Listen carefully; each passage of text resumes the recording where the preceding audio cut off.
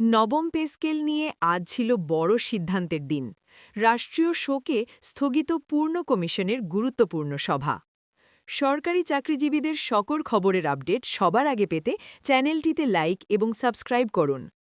দৈনিক ইত্তেফাক ৩১/১২/২০২৫। নবম জাতীয় পে স্কেল নিয়ে সরকারি কর্মচারীদের প্রত্যাশা, আলোচনা আর অপেক্ষা এখন আর নতুন কোনো বিষয় নয়। দীর্ঘদিন ধরে চলা এই প্রক্রিয়া দেশের প্রশাসন, অর্থনীতি এবং লাখো কর্মচারীর জীবনের সঙ্গে সরাসরি জড়িয়ে আছে। ঠিক এমন এক সময় পে কমিশন আগামীকাল বুধবার পূর্ণ কমিশনের একটি গুরুত্বপূর্ণ সভা ডেকেছিল। এই সভাকে কেন্দ্র করে সরকারি চাকরিজীবী মহলে তৈরি হয়েছিল নতুন করে আশার আলো, নানা জল্পনা কল্পনা এবং সম্ভাবনার আলোচনা। পে কমিশনের এই পূর্ণ কমিশন সভাটি ছিল অত্যন্ত গুরুত্বপূর্ণ, কারণ এখানেই নবম জাতীয় পে স্কেল নিয়ে চূড়ান্ত দিক নির্দেশনা, সুপারিশের শেষ পর্যায়ের বিষয়গুলো এবং ভবিষ্যৎ করণীয় নিয়ে সিদ্ধান্ত আসার কথা ছিল। অনেকেই ধারণা করছিলেন এই সভার পরেই নবম পে স্কেল নিয়ে বড় কোনো ঘোষণা আসতে পারে, অথবা গেজেট প্রকাশের পথ আরও পরিষ্কার হবে।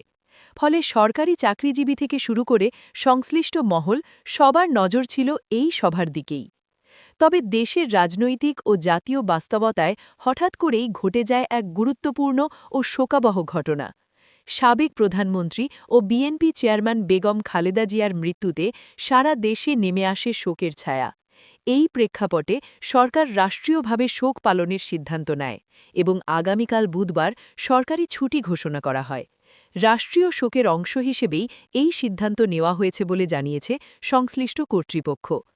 সরকারি ছুটি ঘোষণার সরাসরি প্রভাব পড়ে পে কমিশনের নির্ধারিত সভার ওপর। যেহেতু এটি একটি সরকারি কমিশনের আনুষ্ঠানিক সভা, তাই সরকারি ছুটির দিনে এই বৈঠক আয়োজন করা সম্ভব হয়নি। এর ফলেই পে কমিশন আনুষ্ঠানিকভাবে ঘোষণা দেয় যে নবম পে স্কেল নিয়ে ডাকা পূর্ণ কমিশনের সভাটি আপাতত স্থগিত করা হচ্ছে। এই সভা স্থগিত হওয়ার খবরে স্বাভাবিকভাবেই সরকারি চাকরিজীবীদের মধ্যে মিশ্র প্রতিক্রিয়া দেখা গেছে। একদিকে যেমন রাষ্ট্রীয় শোকের প্রতি সম্মান জানানো হচ্ছে, অন্যদিকে দীর্ঘ অপেক্ষার পর আবারও সিদ্ধান্ত পিছিয়ে যাওয়ায় হতাশাও প্রকাশ করছেন অনেকে।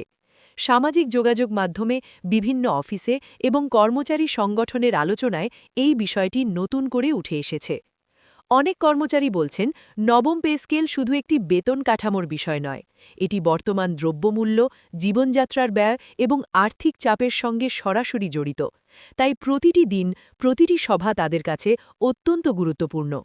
আবার কেউ কেউ মনে করছেন, সভা স্থগিত হলেও এটি চূড়ান্ত সিদ্ধান্ত বাতিল নয়, বরং সাময়িক বিলম্ব মাত্র। বিশ্লেষকরা বলছেন, পূর্ণ কমিশনের সভা স্থগিত হলেও নবম পে স্কেল প্রক্রিয়া থেমে যাচ্ছে না।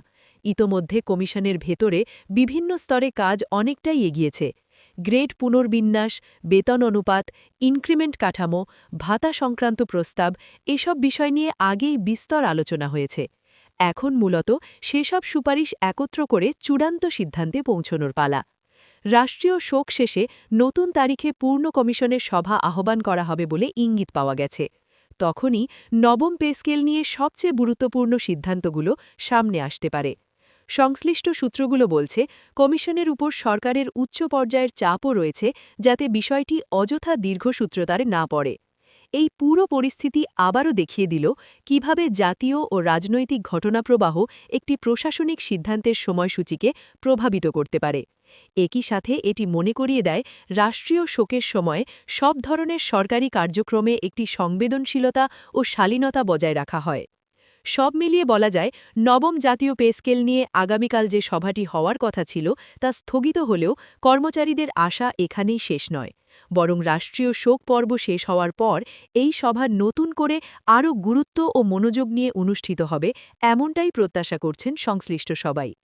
এখন দেখার বিষয়, পূর্ণ কমিশনের নতুন সভা কবে বসে এবং সেই সভা থেকে নবম পে স্কেল নিয়ে কী ধরনের চূড়ান্ত বার্তা আসে। কারণ এই একটি সিদ্ধান্তের দিকেই তাকিয়ে আছে দেশের লাখো সরকারি চাকরিজীবী ও তাদের পরিবার।